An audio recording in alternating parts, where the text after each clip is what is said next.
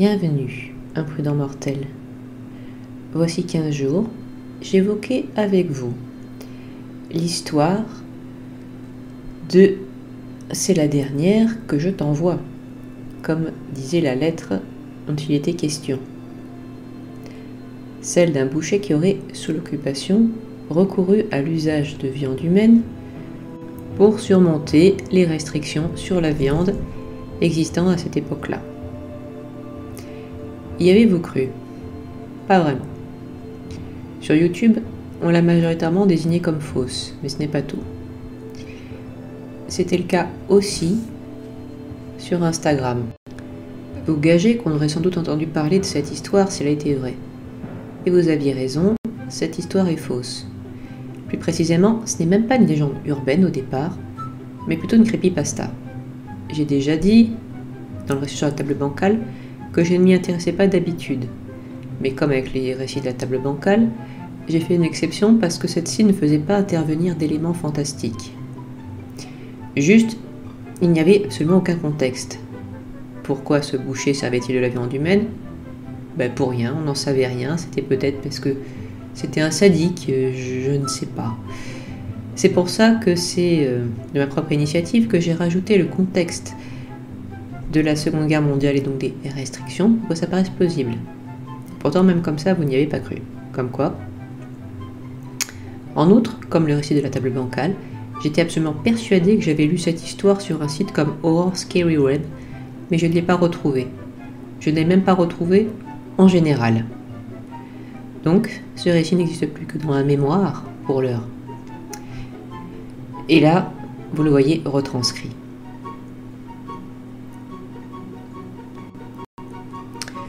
Ceci étant dit, ça ne veut pas dire que ce genre d'histoire était totalement impossible dans la mesure où des gens qui disparaissaient, je vous avais dit sans doute, parce qu'ils fuyaient l'occupation, eh bien j'avais à l'esprit les disparitions dues au docteur Petiot.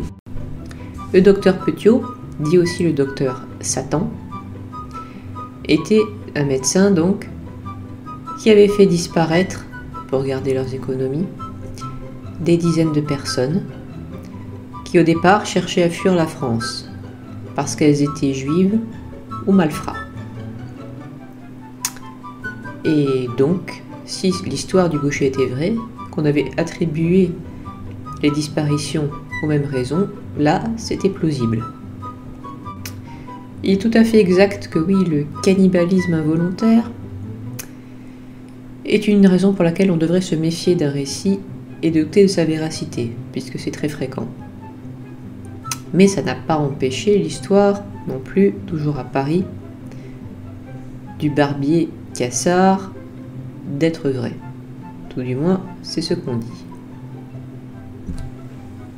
Passons au récit d'aujourd'hui, et qui concerne un cabinet d'avocats dans la ville de Toronto. Plus précisément, un cabinet qui se situe dans les tout derniers étages d'un gratte-ciel. L'un des avocats travaillant là, donc, se voyait souvent envoyer soit les stagiaires, soit les nouvelles recrues, et il avait un truc, il fallait toujours qu'il leur fasse un discours donc bien motivant, jusque-là c'est normal, et afin d'illustrer ses idées concernant tout ce qui était confiance en soi, et j'imagine aussi confiance envers ceux qui travaillent avec vous, il avait un gag pour servir de chute à son discours. Ça consistait à s'élancer à toute vitesse contre l'une des vitres de son bureau.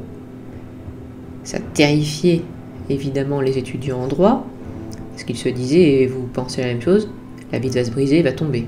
Non, il rebondissait toujours contre la vitre, parce qu'elle était en verre trempé. Une invention relativement nouvelle à l'époque. Et, en théorie, le verre trempé est incassable. Ce détail amusait beaucoup l'avocat, et c'est pour ça qu'il servait ce gag à chaque fois à ceux à qui il s'adressait. Jusqu'au jour où, une fois de plus, on lui envoyait une fournée de stagiaires pour leur premier jour. L'avocat les fait entrer dans son bureau, il sort son discours bien rodé, Jusque-là, on connaît. Puis il s'élance, court vers la vitre. L'étudiant terrifié pense « Quelle horreur ! La vitre va se briser, il va tomber. » Et c'est ce qui s'est passé. Ouais, ce jour-là, la vitre a cassé. Bon, une fois l'explication donnée, non, c'était pas un suicide, il pensait rebondir comme d'habitude. Mais que s'est-il passé? Le verre trempé n'était donc pas toujours incassable? Pas exactement. Le verre trempé avait été installé là, comme il est sur tous les gratte-ciel, afin de contenir la force des vents, qui peuvent devenir un problème à ces hauteurs, effectivement, casser un verre classique. Donc, c'est fait pour résister à ce type de force. Elles sont faites aussi pour qu'on puisse éventuellement s'appuyer sur elles. Mais en aucun cas, je vous le dis si vous vouliez tenter l'expérience aussi, en aucun cas, le verre trempé n'est fait pour qu'on se jette dessus, et surtout pour qu'on se jette dessus de manière répétée. Au début, ça ne faisait rien, mais les chocs répétés, donc, sûrement, ont heurté le cadre en métal de cette vitre et provoqué des micro-fissures.